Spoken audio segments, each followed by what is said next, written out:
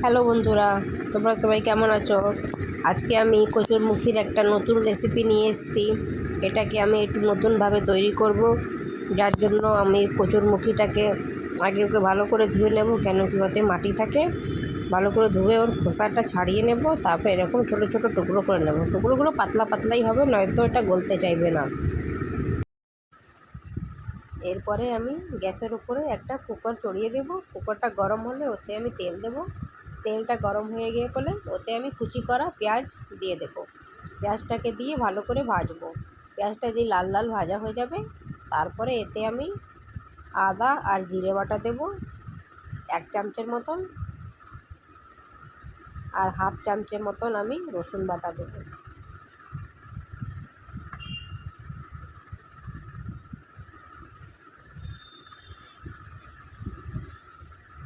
আর half চামচের মতন হলুদ দেব, আর হাফ চামচের মতন গুঁড়ো লঙ্কা দেব। ঝাল তোমরা যেমন খেতে চাও তেমন নিজের পরিমাণ মতন দেবে, আর পরিমাণ মতো নুন দেবে। এই সবটা দিয়ে এটাকে ভালো করে কষাবো।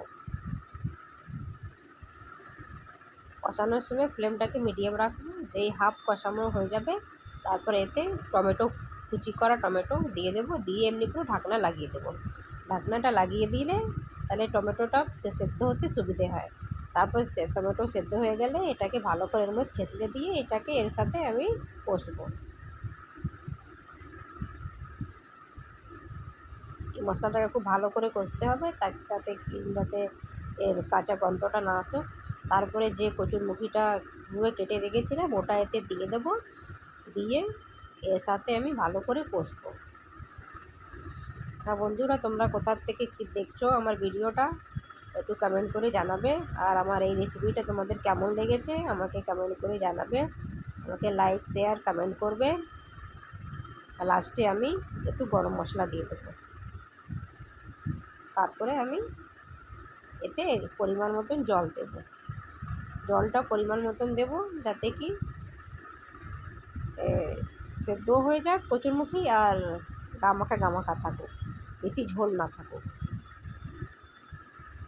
আর বন্ধুরা, তোমরা এই ভিডিওটা যারা যারা দেখছো তাদের কাছে আমার অনুরোধ কি তোমরা আমার পেজটাকে একটু ফলো করে দিও, আর আমার পরিবারে এসে একবার ঘুরে যেও।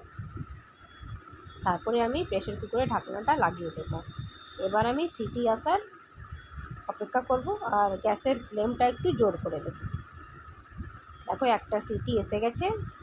এবার আমি গ্যাসটা বন্ধ করে দেব, আর কুকারটার ঢাকনাটা খুলবো।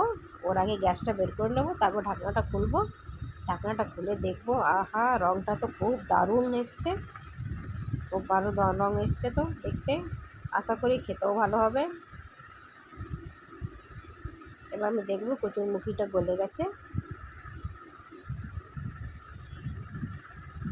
দেখো বন্ধুরা, তোমাদের কেমন লাগছে? এবার আমি লাস্টে এতে আমের আচার একটা দিয়ে দেব। এইটা দিলে হয় কি, এর স্বাদটা একটু বেড়ে যায়, খেতে খুব টেস্টি হয়। আর আচারের একটু মশলাও আমি এতে দিয়ে দেব। বেশি দেব না, এই হাফ চামচের মতন দেব, যাতে কি খেতে খুব টেস্টফুল হবে, খেতে খুব দারুণ হবে। তোমরা যদি না দিতে চাও তাহলে এটাকে স্কিপ করতে পারো। এবার এটা দিয়ে আমি 2 মিনিট এটাকে একটু ফোটাবো। এবার দেখো ভালো ফুটে গেছে। এবার আমার কচুরমুখির নতুন রেসিপি আমার রেডি হয়ে গেছে। Tata, bye bye.